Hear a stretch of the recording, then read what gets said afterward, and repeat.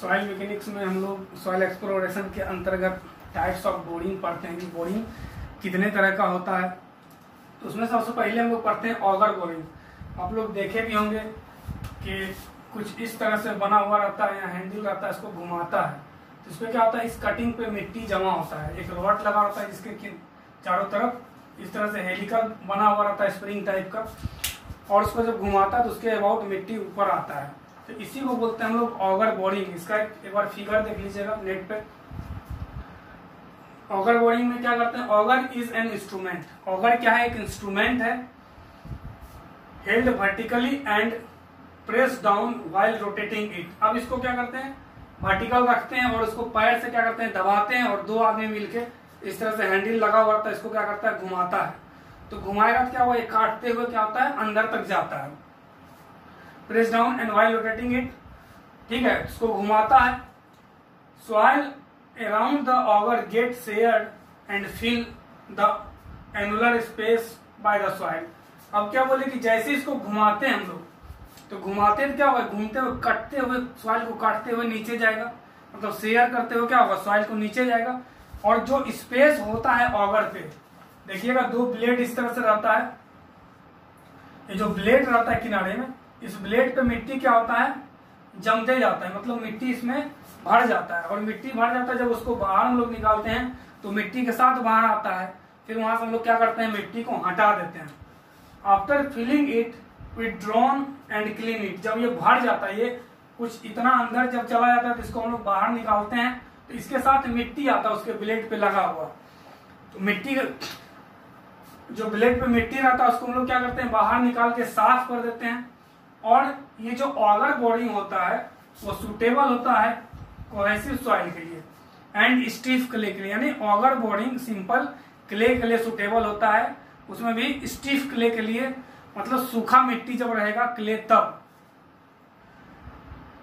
इसको हम लोग ऑगर बोरिंग को हम लोग प्रीफर करते हैं स्मॉल डेप्थ एक्सप्लोरेशन के लिए। अगर कम गहराई तक ही खोदना है, अगर हमको गड्ढा करना है या होल करना है, या कहीं देखें वो घर जब बनता है तो नीचे पिलर देने के लिए ऑगर बोरिंग का उपयोग करता है गड्ढा करने के लिए।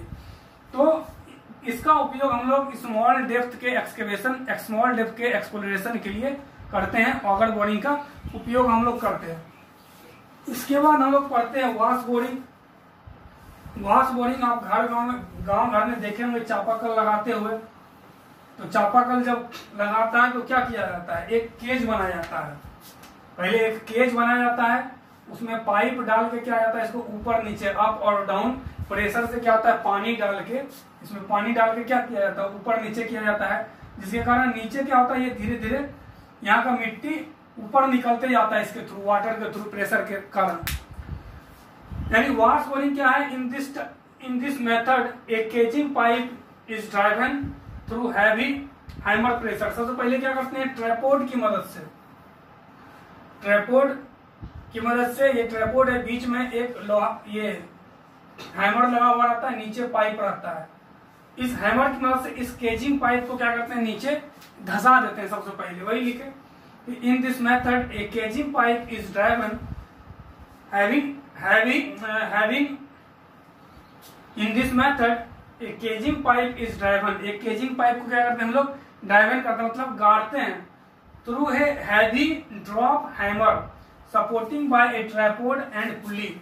इधर रस्सी लगा हुआ रहता है, रस्सी से लोग क्या करते हैं, इसको, ये हैवी रहता है, इसको खींचता है 4-5 लोग, और इसको खींचने के बाद ये ढीला छोड़ता है तो हैमर क्या होगा, नीचे गिरेगा और इस पे इम्पैक्ट करेगा तो ये पाइप क्या होगा, नीचे जमीन के नीचे क्या होगा, धंसता चला जाएगा। उसके बाद इसमें क्या करते हैं हम लोग, वाटर फील करते हैं। Water is forced under pressure through the hole drill. जो गड्ढा हो गया है उसमें क्या करते हैं हम लोग, प्रेशर से वाटर को उसमें डालते हैं, उस ड्रिल में, उस गड्ढे में। And it is rotating up and down. अब इस पाइप को क्या करते हैं हम लोग, ऊपर नीचे रोटेट के साथ साथ, देखे हुए चापाकल करते हुए, एक आदमी ऊपर बैठ जाता है और इस तरह से कुछ ऊपर नीचे करता है, और पाइप साथ साथ रोटेट भी होता रहता है, up and down inside the casing pipe. अब इस केजिंग पाइप के अंतर्गत सबसे पहले तो एक पाइप होता है, केजिंग पाइप, जिसको हैमर से हम लोग क्या किए, धसा है।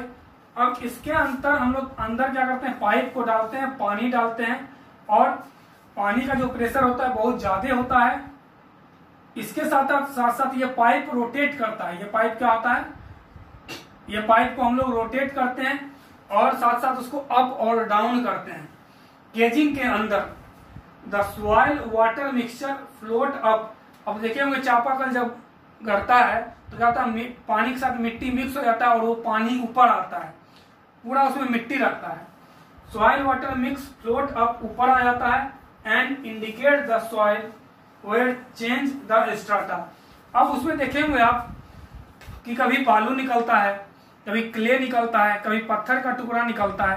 तो इससे ये हमको पता चलता है वाश बोरिंग से कि जमीन का के अंदर जो स्ट्राटा है, लेयर जो है, इसमें हर एक लेयर में किस किस तरह का सॉइल इसमें भरा हुआ है, हर एक लेयर में किस तरह का सॉइल भरा हुआ है। मतलब हम लोग वाश बोरिंग से ये पता करते हैं कि किस लेयर में किस तरह का सॉइल है, और ये सुटेबल होता है सभी तरह के सॉइल के लिए। मतलब ऑगर बोरिंग जो होता है, इसका सबसे इंपॉर्टेंट पॉइंट यही है कि ऑगर बोरिंग हर एक तरह के, हर एक टाइप के मिट्टी के लिए, हर एक टाइप के सॉइल के लिए क्या होता है, ये सुटेबल होता है। इसके बाद हम लोग को तीसरा पढ़ना है परकशन बोरिंग। तीसरा क्या पढ़ना है, तो परकशन बोरिंग। ये बोरिंग का उपयोग हम लोग रॉकी रीजन करते हैं, पहाड़ी क्षेत्र में करते हैं। मतलब परकशन बोरिंग का उपयोग हम लोग कहाँ करते हैं, रॉकी रीजन में, जहां पत्थर से मिट्टी ज्यादा बना हुआ है। रॉक भी क्या है, एक सॉइल का टाइप है, हम पढ़े थे फर्स्ट यूनिट में। तो परकशन बोरिंग में क्या करते हैं, in this method soil and rock are broken by the repeated blow of hammer chisel.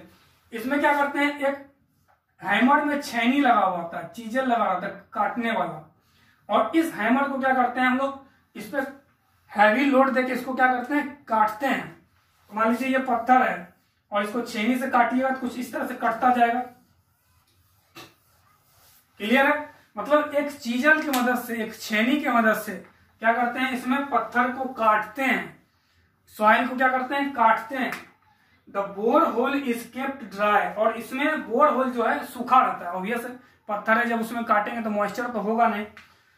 Kept dry and small amount of water is add to form a slurry. अब देखिए पत्थर को हम लोग काटने के लिए क्या करते हैं, इसमें पानी के ऊपर से डालते हैं हल्का सा, और कोई भी चीज जब भीग जाता है तो वो जल्दी कटता है। ये हम लोग सीखे, या आप देखे होंगे कि कोई भी चाकू या कोई भी चीज पे धार चढ़ाने के लिए क्या करते हैं, पहले पत्थर को भिंगाते हैं, उसके बाद उस पर रगड़ते हैं। ऐसा करने से क्या होता है, रबिंग एक्शन, मतलब रगड़ ज्यादा अच्छे से होता है और शाइनिंग उसमें अच्छे से आता है चाकू में।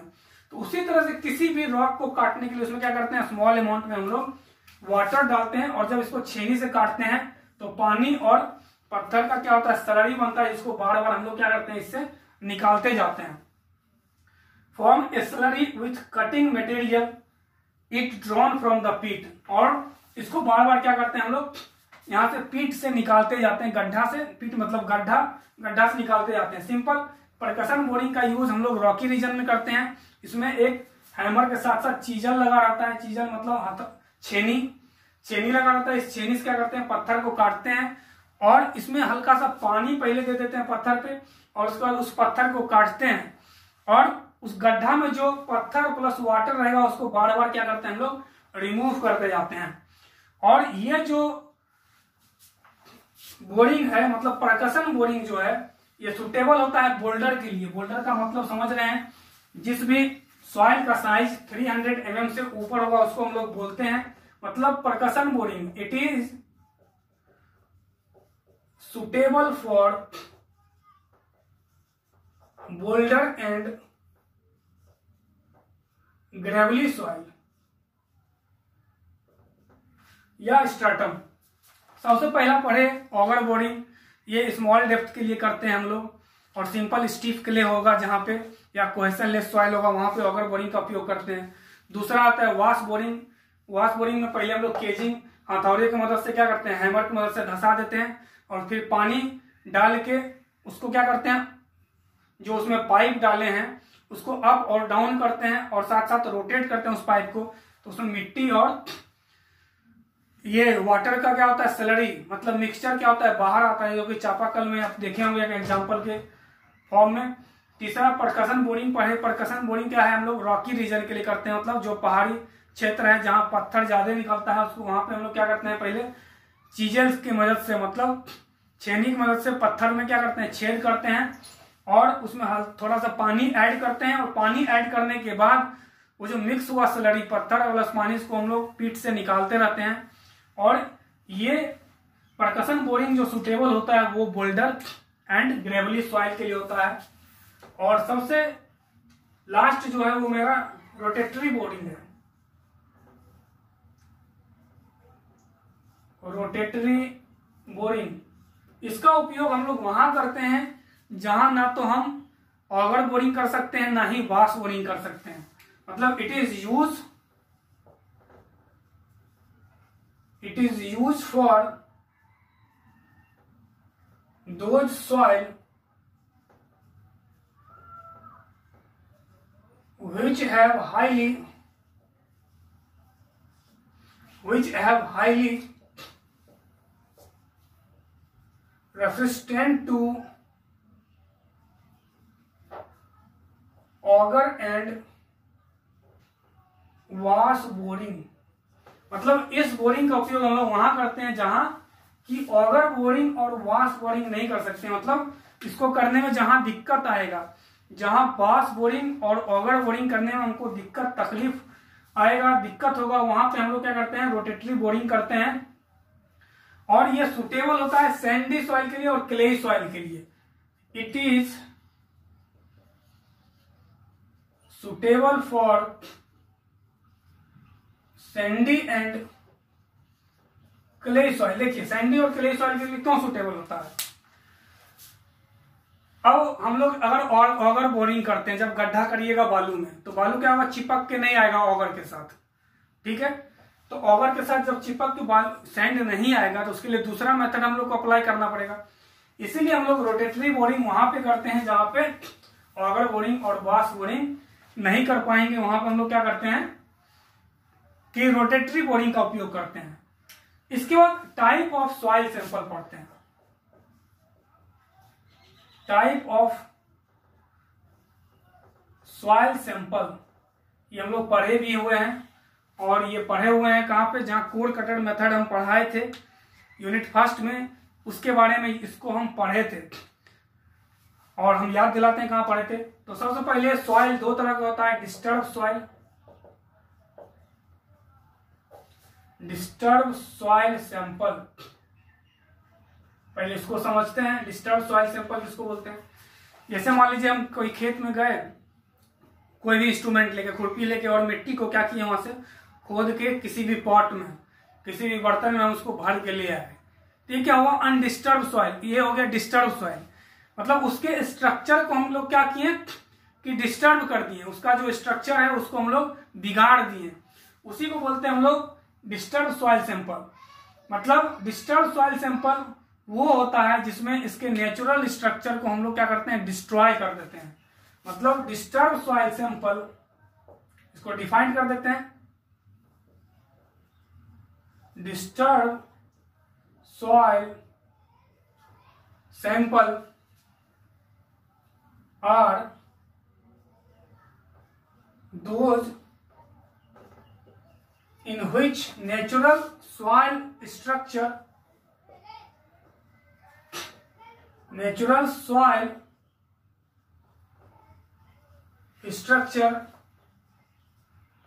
get destroyed during the sampling operation. मतलब सैंपलिंग ऑपरेशन के दौरान इसका जो नेचुरल सॉइल स्ट्रक्चर होता है, जैसे मिट्टी है अभी दबा हुआ है, अब उसको जाके हम खोद दिए, तो खोद दिए तो क्या होगा, इसका स्ट्रक्चर डिस्टर्ब हो गया। मतलब डिस्टर्ब सॉइल सैंपल में क्या होता है, उसका जो नेचुरल प्राकृतिक बनावट है जो उस सॉइल का, उसको हम लोग डिस्ट्रॉय कर देते हैं, खराब कर देते हैं, बिगाड़ देते हैं, तोड़ देते हैं, ठीक है। लेकिन मिनरल कंपोजिशन जो होगा, उसमें जो भी मिनरल होगा उसको हम लोग कोई हानि नहीं पहुंचाते हैं। बट mineral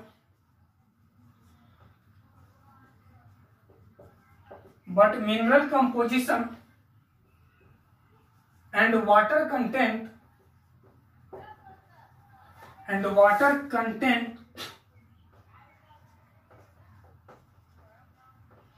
remains same,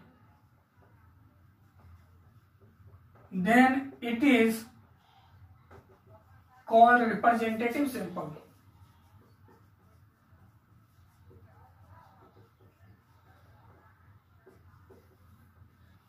ठीक है, मतलब जब हम मिट्टी लाते हैं ग्राउंड से तो उसका क्या वाटर कंटेंट चेंज होता है क्या? जो वहां पे वाटर कंटेंट है वही लैब में बताएगा। अगर हम लोग water content oven drawing method से निकालें तो मतलब उसमें जो मिनरल कंपोजिशन है, जिस मिनरल से सॉइल बना हुआ है उसमें कोई हानि नहीं होता है, और वाटर कंटेंट भी मेरा जो जैसा ग्राउंड में है वैसा ही जब हम उसको डिस्टर्ब करते हैं फिर भी उसका वाटर कंटेंट वही होता है। यानी डिस्टर्ब सॉइल सैंपल का एक और नाम है जिसको बोलते हैं हम लोग रिप्रेजेंटेटिव सैंपल। यानी डिस्टर्ब सॉइल सैंपल को दूसरे फॉर्म में हम लोग क्या बोल सकते हैं, रिप्रेजेंटेटिव सैंपल, जिसमें वाटर कंटेंट और मिनरल कंपोजिशन क्या होता है, चेंज नहीं होता है, सिर्फ उसका स्ट्रक्चर चेंज होता है। मिट्टी का क्या होता है, स्ट्रक्चर चेंज होता है। दूसरा पढ़ते हैं हम लोग अनडिस्टर्ब सॉइल सैंपल। ये पढ़े थे कैसे निकालते हैं हम लोग, कोर कटर मेथड से निकालते हैं इसको। हम लोग देखे थे कोर कटर मेथड में अनडिस्टर्ब सॉइल सैंपल, मतलब इसमें नेचुरल स्ट्रक्चर जो है सॉइल का उसको हम लोग क्या करते हैं, डिस्टर्ब नहीं करते हैं। यानी undisturb soil sample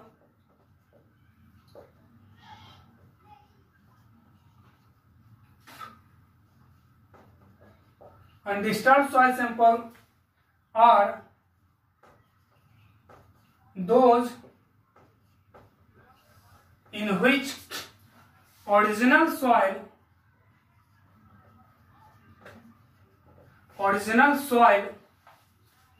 structure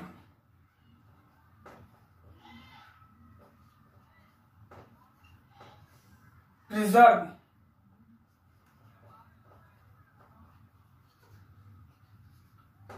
as well as mineral property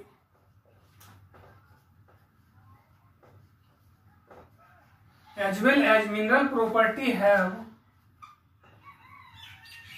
not undergo any change। मतलब अनडिस्टर्ब सॉइल सैंपल क्या होता है, जिसमें सॉइल का ओरिजिनल स्ट्रक्चर रहता है, मतलब जो नेचुरल स्ट्रक्चर है उसको हम लोग डिस्टर्ब नहीं करते हैं, साथ से साथ मिनरल प्रॉपर्टी में भी कोई चेंजिंग नहीं होता है। इसके लिए हम लोग एक मेथड पढ़े थे, कोर कटर मेथड, उसको एक बार रिवाइज कर लीजिएगा। कोर कटर मेथड क्या होता है, जो कि फर्स्ट यूनिट में पढ़े थे। अब देखिए दुनिया में ये पॉसिबल नहीं है कि हम 100% क्या करें, अनडिस्टर्ब सॉइल सैंपल को प्राप्त कर लें। कुछ ना कुछ वो डिस्टर्ब जरूर होगा, चाहे वो आप कोर कटर मेथड से निकालिए या कोई भी मेथड उपयोग कीजिए। मतलब दुनिया में ऐसा कोई भी इंस्ट्रूमेंट नहीं है हमारे पास जिससे हम लोग 100% क्या कर सकते हैं कि अनडिस्टर्ब सॉइल सैंपल को निकाल सकते हैं। क्लियर है? और सॉइल में बहुत सारा चीज हम लोग पढ़े हैं, कंसिस्टेंसी लिमिट पढ़े हैं, स्पेसिफिक ग्रेविटी पढ़े हैं, ग्रेन साइज डिस्ट्रीब्यूशन पढ़े हैं, ठीक है, कंसोलिडेशन, कॉम्पैक्शन, परमेबिलिटी पढ़े हैं, शियर स्ट्रेंथ पढ़े, ये सारा चीज पढ़े हैं। तो कहां पे कौन सा सॉइल का उपयोग करते हैं ये याद रखना जरूरी है। तो सबसे मेन पॉइंट जो आप याद रखिएगा कि किसमें हम लोग डिस्टर्ब सॉइल का उपयोग करते हैं और किसमें अनडिस्टर्ब सॉइल का उपयोग करते हैं, ये याद रखना जरूरी है। On the purpose of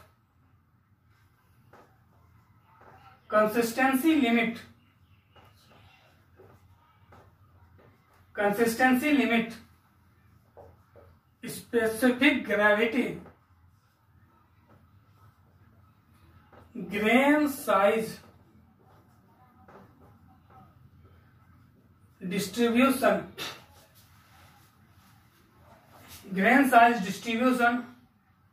representative sample are used। Representative sample are used, मतलब रिप्रेजेंटेटिव सैंपल का मतलब डिस्टर्ब सॉइल सैंपल। अगर ये सारा टेस्ट हमको करना है, जैसे कंसिस्टेंसी लिमिट निकालना है, मतलब लिक्विड लिमिट निकालना है, प्लास्टिक लिमिट निकालना है, श्रिंकेज लिमिट निकालना है, तो इसमें क्या करते हैं हम लोग, वाटर कंटेंट चेंज करते हैं। तो वाटर कंटेंट जैसे ही चेंज करेंगे तो उसका स्ट्रक्चर क्या हुआ, बिगड़ जाएगा। पहले सॉलिड था, फिर सेमी सॉलिड हुआ, फिर प्लास्टिक स्टेज में आया, फिर लिक्विड स्टेज में आया। मतलब कंसिस्टेंसी लिमिट जब भी हमको निकालना है तो सॉइल कैसा लेंगे हम लोग, डिस्टर्ब सॉइल लेंगे। या स्पेसिफिक ग्रेविटी निकालना हो या ग्रेन साइज डिस्ट्रीब्यूशन निकालना हो, ये तीनों अगर निकालना पड़े, मतलब जो सॉइल है उसमें कौन कौन ग्रेन अवेलेबल है, तो ग्रेन का तो साइज अलग अलग होता है। तो अलग अलग साइज हम कैसे करेंगे, तो सिव एनालिसिस करेंगे, या दूसरा पढ़े थे सेडिमेंटेशन एनालिसिस से करेंगे। तो जब अलग अलग कर देंगे हर एक पार्टिकल को, तो क्या होगा, ये डिस्टर्ब हो गया। मतलब ये तीनों consistency limit, specific gravity, grain size distribution, अगर ये तीनों हम लोग करते हैं तो उस समय क्या करते हैं, डिस्टर्ब सॉइल सैंपल का उपयोग करते हैं। लेकिन अगर यही for the purpose of determine, for the purpose of determination of coefficient of permeability,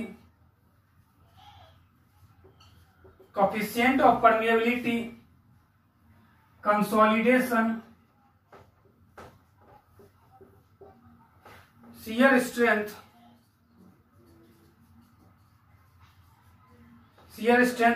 undisturbed soil sample are used। मतलब अगर हमको परमेबिलिटी निकालना, कोएफिशिएंट ऑफ परमेबिलिटी निकालना हो, कंसोलिडेशन निकालना हो और शियर स्ट्रेंथ निकालना हो, तो हम लोग को क्या करेंगे कि अनडिस्टर्ब सॉइल सैंपल का उपयोग करेंगे।